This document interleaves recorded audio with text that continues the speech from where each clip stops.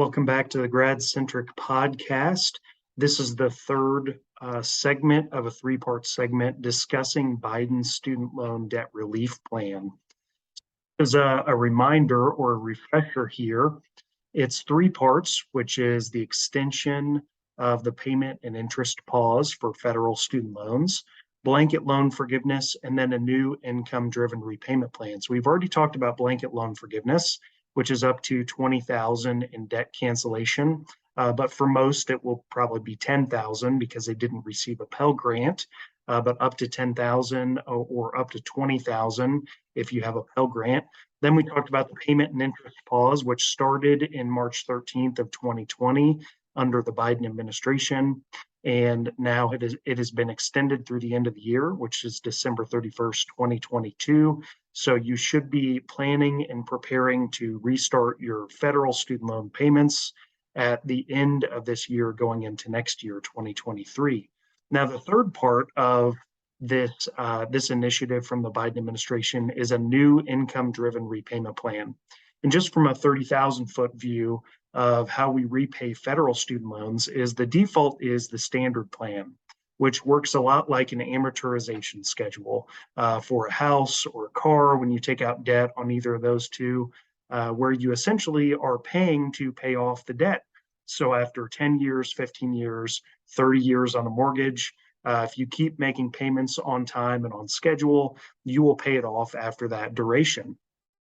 And that is the same for the standard plan. So it essentially puts your payment or pegs your payment to essentially, if you make on-time payments for 10 years, you will pay off your federal student loan debt. So that's the standard plan. And there are some modifications of that plan, like an extended plan or a graduated repayment schedule. But generally speaking, they're all based on this idea of paying off your debt after a certain amount of time.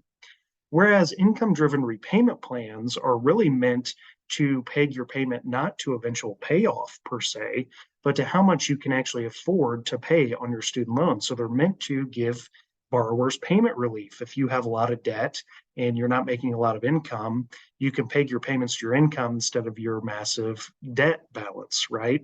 The issue that can happen with these, though, is that with income-driven repayment plans, since it's not based on paying off the debt, if you're not paying a lot because your income is really low and you have a huge debt balance, then your balance could actually be going up because you're not even paying enough to pay for the interest on the loan.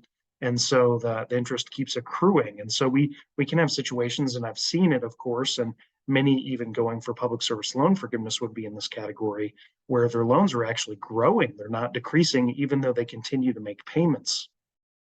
So income-driven repayment plans have some dynamics that you need to be aware of. That certainly is not a good situation to be in if you're not eventually going for something like public service loan forgiveness, because your debt load can essentially balloon into the stratosphere if you're not paying on the interest, or you're not even paying enough to cover the interest and hopefully dig into some principal. So I say all that to say, when it comes to income-driven repayment plans, you need to be working with somebody like myself or another student loan professional to make sure that you're in the right plan for your situation. And when I do student loan analysis, a student loan analysis for a customer at GradMetrics or a client at GradMetrics, that's primarily what I'm doing, is looking at different repayment plans, loan forgiveness opportunities, putting that all into a plan that gives the client an understanding of what is the best way forward. But anyway, so the third portion of this initiative from the Biden administration is a new income-driven repayment plan, which will be forthcoming. It's not something you can currently enroll in that I've seen yet, but the new IDR plan is going to be for undergraduate borrowers, and it is going to be 5% of discretionary income. So most of the plans now are 15%, 10%. They are higher than 5%. So it's a lower percentage of your discretionary income that you have to pay towards your monthly loan payments. It's also 225% of the poverty line to calculate the payment, which you don't have to worry about the technicalities of that. But essentially, it just means that you're given a greater allocation of money that isn't included in the money that will be that eventual 5% coming out to pay. So this is a good thing. It's a larger poverty line calculation. And then there's also no interest accrual. So I just discussed how you could have accrual on your interest. You could have accrual of interest in certain situations under an IDR plan, and under this plan, there's actually no interest accrual. So no negative, what we call negative amortization, as long as the borrower makes their monthly payments. And so that's another huge benefit of this plan. And then finally, there's actually forgiveness after 10 years, which we don't see in any of the other plans, but it is capped at a certain level, which I believe is $12,000. So all of these are really, really interesting developments.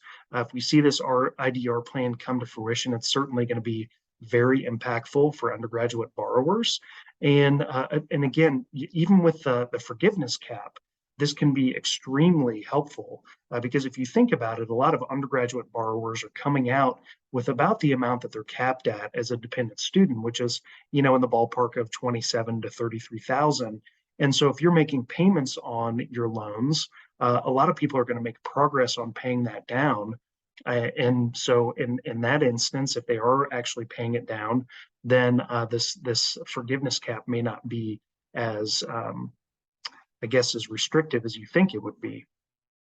But of course, if they're not making payments such that they're actually paying down the interest on their debt, then of course they may have a larger balance than what it's capped at, but still getting some forgiveness is a good thing. So depending on where they're at in terms of paying down the debt, certainly something to think about. But the flip side of that, though, is if you're only paying 5% of your discretionary income towards payments, a lot of times you may only be paying towards interest, and your debt is going to, in theory, balloon. But under this plan, it won't, because you won't have accrued interest that is compiling as you go throughout this plan. So anyway, not to get too technical there, but we probably will see debt balance after 10 years.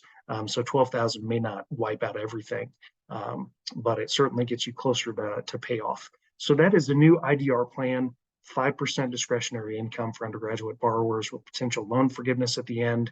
And then obviously that larger poverty line to calculate payment.